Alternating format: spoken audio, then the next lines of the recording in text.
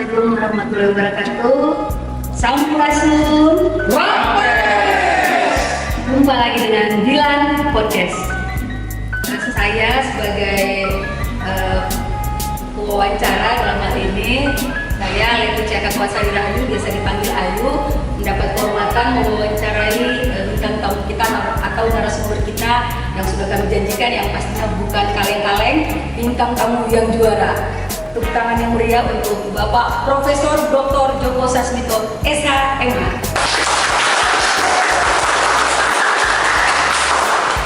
Mohon izin Bapak, suatu kehormatan bagi kami dengan kehadiran Bapak yang menyempatkan waktu memang khusus untuk menghadiri Dilan Podcast.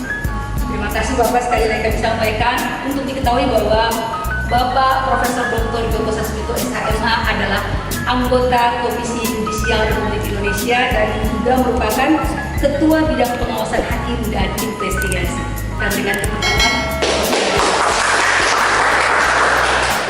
Dan beliau merupakan ayah dari 2 orang putri yang saat ini ada yang sebagai dokter, Bapak ini.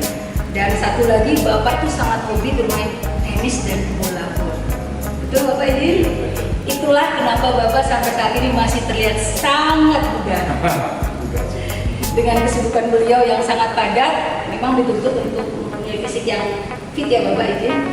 Apalagi tugas beliau yang sangat menuntut untuk konsentrasi. Dan satu lagi yang perlu kita ketahui bahwa beliau merupakan hakim ketua pada perkara cebongan. Tepuk tangan sekali lagi. Dan itu merupakan tonggak sejarah sehingga Bapak pada saat melaksanakan seleksi untuk anggota Komisi Yudisial itu merupakan satu prestasi yang patut kita andalkan dan bisa bersaing dengan para peserta lainnya. Mohon izin Bapak, kami mengutip moto Bapak yang sangat-sangat baik, yang ini menjadi motivasi bagi kita bahwa kita harus berani bermimpi untuk mencapai sesuatu yang tidak mungkin.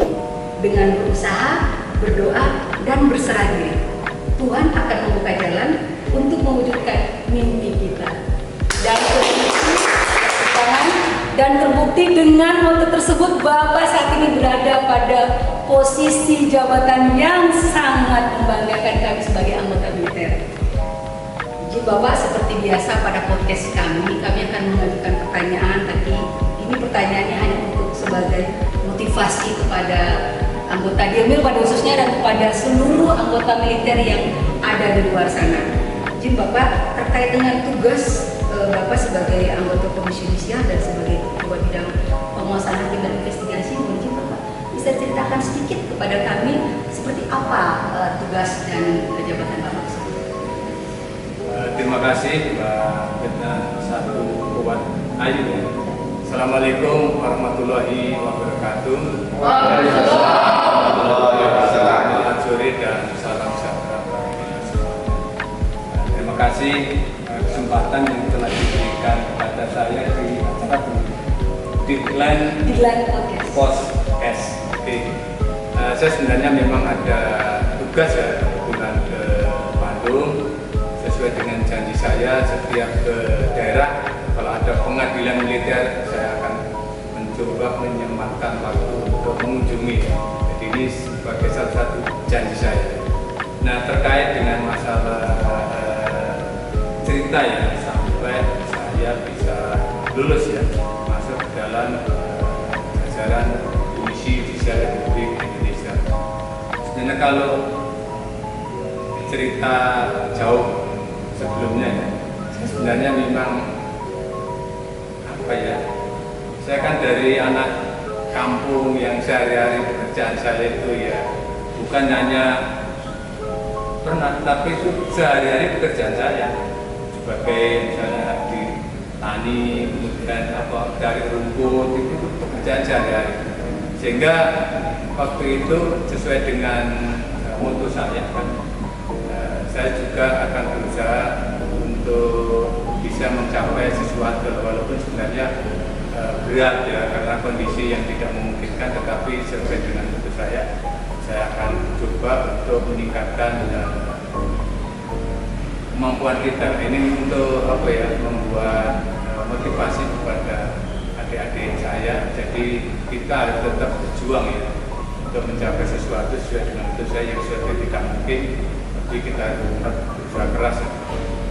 Nah, terkait dengan masuk KY itu kalau diawali dari sini kan waktu saya sudah sebenarnya masih belum pensiun, 1 tahun menjelang pensiun saya mencoba mendaftarkan di Komisi Yudisial. Awalnya itu kenapa saya tertarik kepada Komisi Yudisial karena yang saya amati selama ini hubungan antara Mahkamah Agung dengan KY kurang harmonis, kurang bagus lah. Sehingga saya kok ada keinginan ya bagaimana kalau saya bisa masuk ke sana nanti bisa, kan saya dari hakim ya artinya sudah di bawah Mahkamah Agung. Dengan adanya saya masuk di KY akan lebih memudahkan ya komunikasi antara Komisi Yudisial dengan Mahkamah Agung. Alhamdulillah saya juga nggak punya kemampuan apapun, nggak punya koneksi siapapun. Itu hanya pertolongan aja dari Allah Subhanahu wa Ta'ala. Karena saya misalnya pengalaman saya waktu wawancara di Komisi 3 itu yang sesuatu yang sangat ditakutkan selama ini. Kan saya terus terang aja nggak kenal siapapun dengan Komisi 3. Mungkin saya tahu ya, saya kenal karena melihat di media, tapi dia kan nggak kenal saya. Yaitu pengalaman saya artinya kita yang penting kita persiapkan dengan sebaik-baiknya. Alhamdulillah waktu itu yang saya bilang tadi saya tidak punya kemampuan apapun, tidak punya kelebihan apapun, tetapi kalau kita selalu berusaha berdoa serah diri kepada Allah, mudah-mudahan itu akan ada jalan untuk mewujudkan keinginan kita. Itu saya kenapa sampai keinginan untuk mencapai KY. Nah, terkait dengan tugas ya. Kalau sebelum masuk ke tugas bidang saya, itu kan secara umum tugas KY itu kan sesuai dengan amanah konstitusi ya. Di pasal 24B Undang-Undang Dasar 1945 itu yaitu pengangkatan hakim agung ya. Yang kedua itu kewenangan kewenangan lain dalam rangka menjaga dan menegakkan kehormatan serta keluhuran martabat hakim. Nah, untuk bidang pengawasan hakim dan investigasi itu kan memang itu merupakan kewenangan lain tadi dalam rangka menjaga dan menegakkan kehormatan serta keluhuran martabat hakim. Nah, kalau pengawasan itu memang kaitannya dengan tugas untuk menegakkan. Menjaga itu kan preventif ya, pencegahan, tapi kalau pengawasan itu merupakan sudah represif atau penindakan. Nah, kalau ada dugaan pelanggaran etik yang dilakukan oleh hakim, itulah tugas saya yang pertama. Jadi itu menurut Perkay nomor 2 tahun 2015 tentang penanganan laporan masyarakat, kalau ada dugaan pelanggaran etik yang dilakukan oleh hakim semuanya 4 lingkungan peradilan, baik peradilan umum, peradilan agama, peradilan militer maupun hukum itu menjadi kewenangan kita.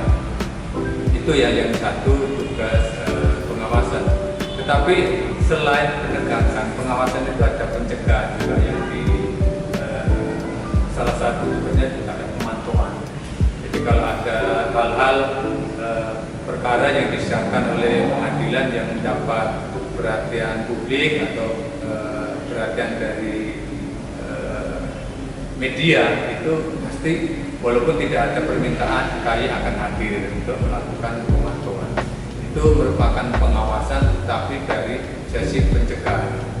Nah, terkait dengan investigasi tadi kan ada dua ya. Investigasi itu adalah tugas untuk bisa dikatakan kalau ada dugaan pelanggaran etik yang dilakukan oleh hakim tetapi tidak ada pelapor, artinya ada dugaan, bisa aja itu dari media atau dari laporan kaleng, itu pasti ada investigasi yang akan menelusuri kebenaran hal tersebut. Nah, itulah salah satu tugas dari investigasi. Selain itu juga mencari rekam jejak. Kalau ada misalnya seleksi calon hakim agung, itu dicari rekam jejaknya. Itu tugas salah satunya. Tugas Bapak sangat berat, coba kita tepuk tangan dulu yang mulia.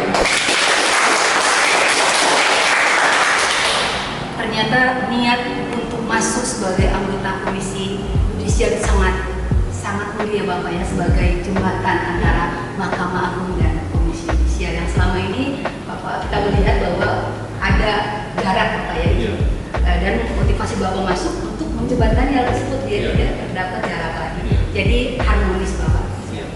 Dan seperti disampaikan tadi, ternyata Bapak ini adalah orang yang sangat takuti oleh hakim, karena beliau ketua bidang pengawas hakim. Jadi hakim yang mulai Bapak melanggar kode etik pasti akan berhadapan dengan Bapak. Setelah investigasi, dicari tahu bagaimana keterlibatan beliau untuk pelanggaran kode etik tersebut, akan diproses melalui komisi Bapak.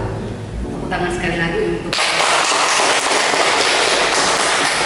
kami. Sangat terhormat Bapak bisa duduk bersama Bapak saat ini. Ini dreams comes true saya bilang. Saya sangat memimpikan berada di sebelah Bapak, mendengar petua arahan-arahan Bapak, apalagi kami anggota Dirmil Bandung Juara yang saat ini sedang mempunyai mimpi yang sangat besar.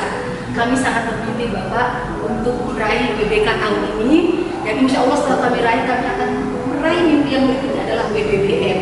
Mohon izin Bapak, mohon doa restunya agar kami bisa meraih tersebut, dan dengan kedatangan Bapak hari ini makin menambah motivasi kita untuk meraih hal-hal tersebut. Untuk pertanyaan berikutnya Bapak, kami mendapat informasi bahwa Bapak telah mendapat gelar Profesor Kehormatan. Mohon izin Bapak bisa diceritakan kepada kami Bapak, mengapa Bapak saat itu mendapat gelar kehormatan Profesor tersebut? Silakan Bapak. Terima kasih Mbak Ayu ya, terkait dengan kehormatan profesor atau profesor. Saya tadi kan dari awal sudah saya ceritakan ya, saya sebenarnya mulai dari awal itu nggak terbayang untuk bisa S1 aja nggak terbayang di pikiran saya. S1 aja nggak terbayang di pikiran saya. Tetapi waktu itu memang setelah saya menjadi anggota TNI ya, saya kan background saya kan dari Bintara ya. Setelah ini cerita yang luar biasa menurut saya. Waktu itu setelah saya masuk punya gaji, itu orang-orang pada takut kepada komandan. Tapi saya memberanikan diri untuk nggak ada komandan untuk bisa kuliah sore gitu. Tetapi ternyata ada kesulitan juga karena waktu itu saya di infanteri, baru mulai kuliah ada tugas ke Timur Timur, mulai lagi. Dan itu ada tugas lagi ke Timur Timur. Tapi nggak apa-apa. Ternyata dari walaupun itu nggak berhasil, tetapi dengan pernah kuliah walaupun nggak selesai karena ada tugas itu ada waktu itu kan ada seleksi akademi militer. Jadi bukan saya dari kuliah itu waktu mengikuti tes akademi militer itu bisa lulus lah, sehingga baru saya terpikir setelah selesai dulu kan sistem lama ya, ada akademi, ada Bisiaga, dan ada S1-nya, ada S1. Artinya kita mencapai sesuatu itu bagaikan naik tangga itu, nggak mungkin kita meloncat dari bawah langsung ke atas. Jadi saya setelah dapat Bisiaga itu saya terpikir ini mudah-mudahan saya nanti bisa S1. Nah, setelah S1 juga terpikir bahwa mudah-mudahan saya bisa S2 gitu. Itu artinya waktu itu juga saya mencoba komunikasi untuk bisa mendapatkan beasiswa ya, dari waktu itu dari S2 itu dari Mabes TNI.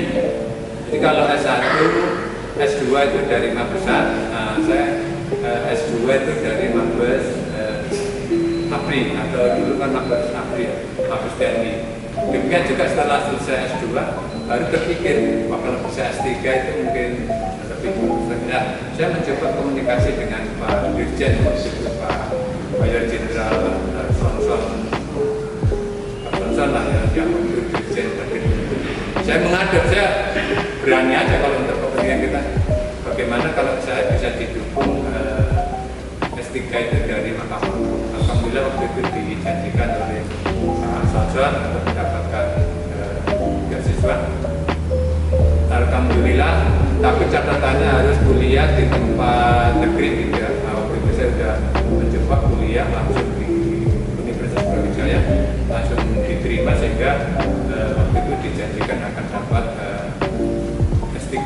beasiswa ya.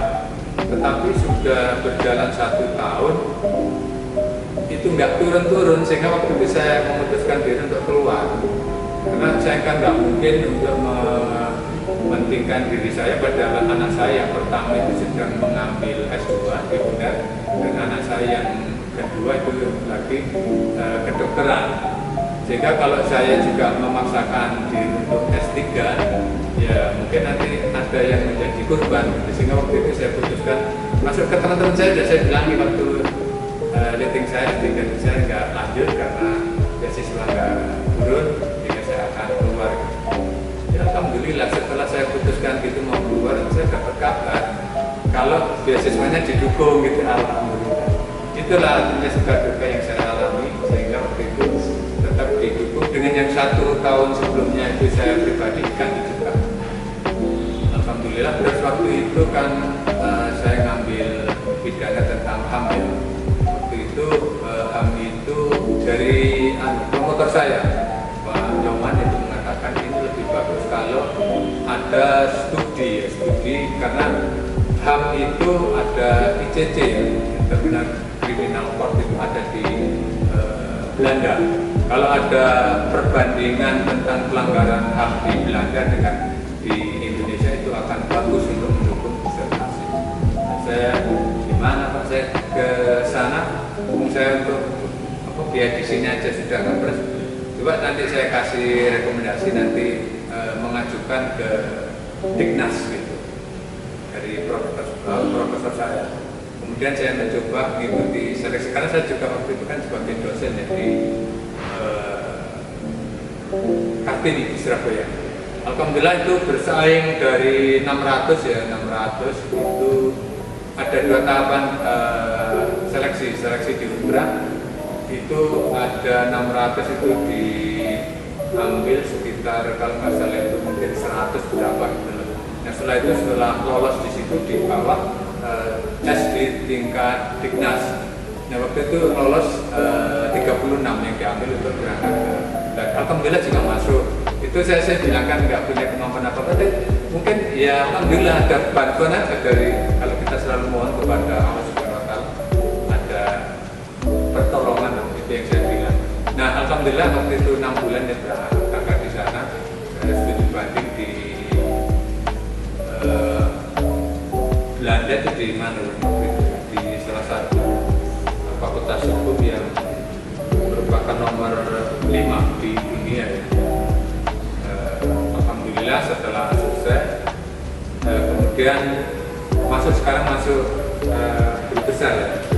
Guru Besar itu juga nggak terpikir, saya mulai satu aja nggak terpikir apalagi ke Guru Besar.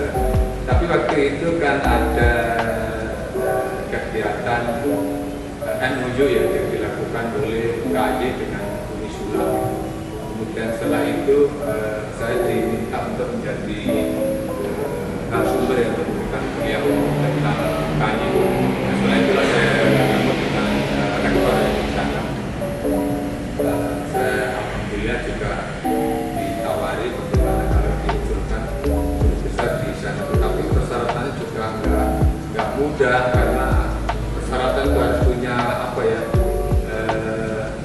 semacam apa itu maksudnya, yang bisa dibanggakan, suatu karya profesi atau karya tulis yang waktu itu bisa tingkat nasional atau kalau bisa internasional. Nah, alhamdulillah saya bohongan itu kok. Saya sampaikan bisa, itu bisa. Ternyata itu salah satu yang bisa. Tetapi kan selain yang sulit itu fokus dan sebagainya, termasuk karya tulis, buku dan sebagainya harus dipenuhi. Alhamdulillah saya sudah menulis beberapa buku ya. Nah, artinya itu yang sebelumnya tidak saya persiapkan untuk ke sana, tapi ya itulah, nyambung aja semuanya itu. Sudah beberapa buku yang saya berikan. Ini mudah-mudahan nanti dalam waktu dekat saya juga akan menerbitkan ya 2 buku lagi. Tapi masih saya coba rintis untuk diterbitkan buku yang baru. Itulah ya pengalaman saya tadi, pengalaman dari S1, S2, S3, termasuk mendapatkan Guru Besar kehormatan yang semula tidak terpikir di pikiran saya, tapi perlu perjuangan dan seperti tadi saya sampaikan ada doa, ada pertolongan dari Allah Subhanahu wa Ta'ala. Terima kasih Bapak. Dari penyampaian Bapak tadi dapat kita simpulkan ya bahwa yang pertama, bermimpilah setinggi mungkin. Yang pertama. Yang kedua, berusaha sekuat mungkin. Dan yang jadi pamungkas, ini pamungkas, jangan lupa dengan Sang Pencipta. Pasrah, menyerahkan diri, ikhtiar sudah, tinggal kita pasrahkan kepada Allah Subhanahu wa Ta'ala. Dan jadilah seperti beliau pada saat ini sebagai anggota Komisi Yudisial. Ternyata perjuangan beliau itu sangat berat dan sangat panjang Bapak ya izin. Dan saya mendengar tadi bahwa Bapak rekam jejak sejak militer itu dari Bintara. Bapak, saya sangat terharu. Kebetulan kami juga dari sumbernya dari Bintara. Ini merupakan motivasi kami Bapak, motivasi bagi saya pikir bagi seluruh yang menyaksikan itu kita pada sore hari ini pasti merasa sangat termotivasi dengan apa yang Bapak sampaikan.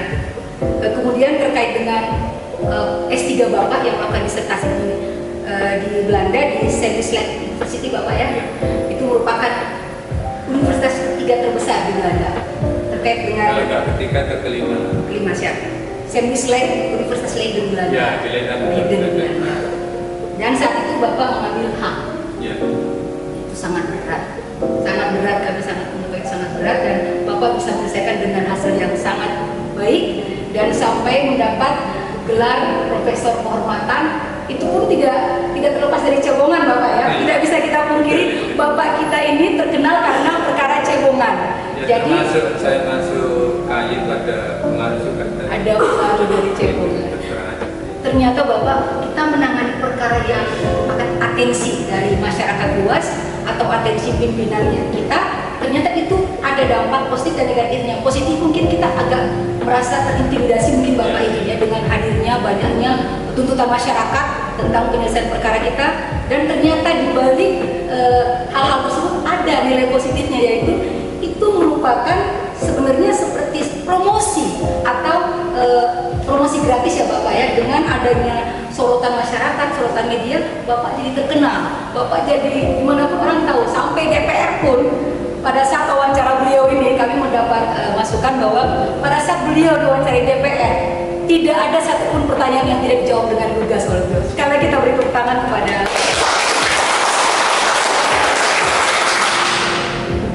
sangat menginspirasi Bapak, terutama bagi kami anggota Dilmil. Dan karir ke depan ternyata tidak menutup kemungkinan Bapak izin, tidak ada batasan Bapak bahwa kita harus stuck sampai di sini. Ternyata kita bisa meraih jabatan yang lebih tinggi dari apa yang pernah kita bayangkan. Izin Bapak, ini pertanyaan pamungkas saya Bapak. Kita akan mengetahui Bapak berdinas sudah sangat lama. Izin Bapak bisa di-share kepada kami tentang sekali silakan Bapak. Kalau terkait juga tugas selama ini ya saya kalau membahasakan itu bukan secara tapi prihatin. Dan terus terang aja memang apa ya, kalau saya ceritakan suka duka ya ada suka ada duka. Tetapi yang perlu kita tarik dari pengalaman ini itu sesuatu keberhasilan yang diperoleh melalui perjuangan ya, dari awal sampai akhir. Menurut saya itu hasil perjuangan yang benar-benar sejati. Karena terus terang aja saya punya pengalaman waktu di Jakarta, terus terang aja memang saya masih kalau ingat seperti itu kan, saya waktu itu kan nggak punya uang, nggak punya apa, sehingga saya itu harus kerja gitu ya. Artinya pengalaman gitu, misalnya saya waktu pulang ke Jakarta Surabaya untuk naik angkutan itu nggak bisa lewat yang angkutan ya, misalnya bis apa itu, jadi naik kereta yang sama-sama dengan kumpulan tentara anggota itu bayar di atas itu. Bahkan kadang mungkin saya berkali-kali naik di lokomotifnya itu, karena memang dia nggak ada untuk bayar seperti itu. Yang kedua mungkin waktu saya di Jakarta itu ya, karena nggak bisa kontrak yang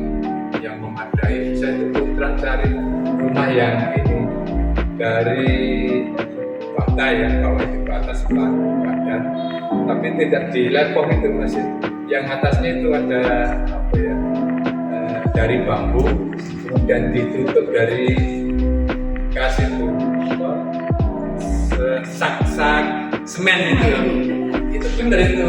Ada teman saya yang masih ada sekarang masih di akhir atau di Mas Kartono itu ikut dengan saya itu suka juga sama, tapi kita nggak merasa termasuk saya dulu pengalaman saya waktu di Grobal itu memperoleh tambahan ya, itu sore itu misalnya saya kan nggak enak kalau bawa itu kan demi teman-teman saya, jelasnya teman-teman saya itu.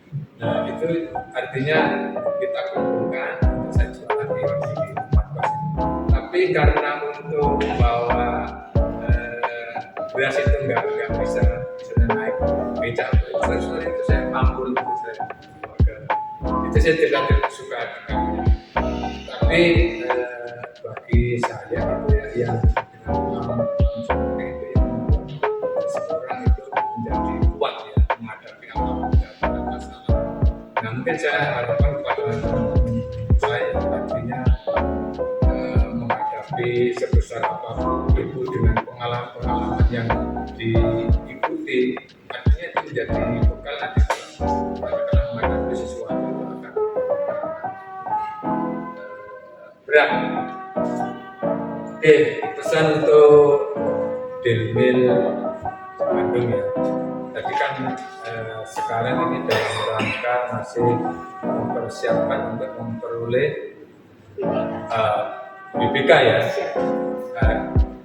Artinya memang itu harus ada persyaratan yang harus dipenuhi. Maksud salah satunya, saya kemarin dapat yang telepon dari teman-teman yang akan memperoleh itu, salah satunya itu harus ada hakim-hakim termasuk seluruh staf yang di sini harus berintegritas. Integritas itu yang utama untuk memperoleh arah ke sana. Yang kedua itu selain integritas itu harus ada kualitas. Jadi kalau kayak itu juga mengedepankan integritas kualitas. Kualitasnya itu memang harus baik. Selain itu memang harus ada sistem yang dibangun. Artinya ada pintu-pintu masuk yang gampang ketemu dengan pimpinan dan sebagainya, itu harus ada batasannya sehingga tidak semudah itu orang dari luar bisa ketemu, bisa lagi termasuk pengadilan dan sebagainya. Kalau itu sudah nanti termasuk ini yang penting juga IT ya, IT itu di mana-mana sekarang sudah jadi salah satu persyaratan. Kalau itu minimal itu sudah dipenuhi, insya Allah saya nanti akan bisa dicapai oleh Bandung. Nah setelah itu kan ada tahapan berikutnya ya, yang dinamakan apa sekarang itu setelah oh ada ya, artinya harus mulai dari sekarang dipersiapkan termasuk nanti untuk tingkatan lebih lanjut. Saya pikir itu aja ya, saya terima kasih saya sudah diberi peluang untuk datang di Bandung, apalagi ini saya juga berkesan adanya Dilan Prosgas ini.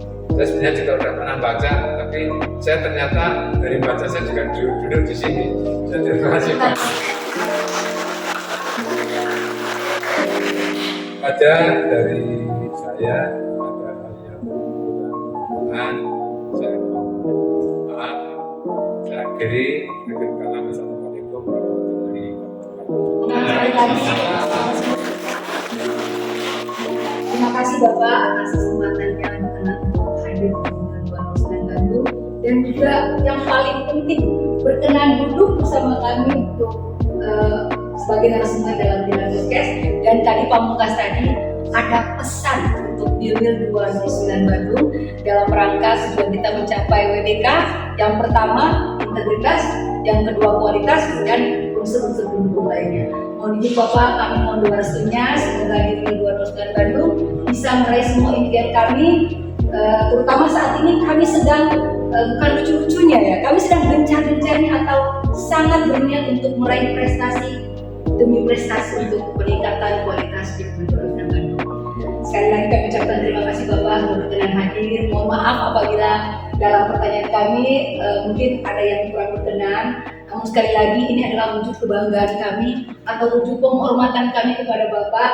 Kami sangat bangga kedatangan Bapak pada sore hari ini dan semoga Bapak tidak kapok untuk main ke Dilan Podcast lagi. Tangan sekali lagi dong. Demikian para sahabat Dilan Podcast, podcast kita pada sore hari ini dengan narasumber yang betul-betul juara. Dan kami janjikan lagi untuk penampilan berikutnya atau podcast berikutnya kita akan menghadirkan narasumber yang lebih berkualitas. Untuk itu sampai di sini perjumpaan kita pada sore hari ini. Kita ketemu lagi pada Dilan Podcast juara. Sini Bapak, Dilan Podcast juara. Assalamualaikum warahmatullahi wabarakatuh. Saya Ayu pamit. Waalaikumsalam.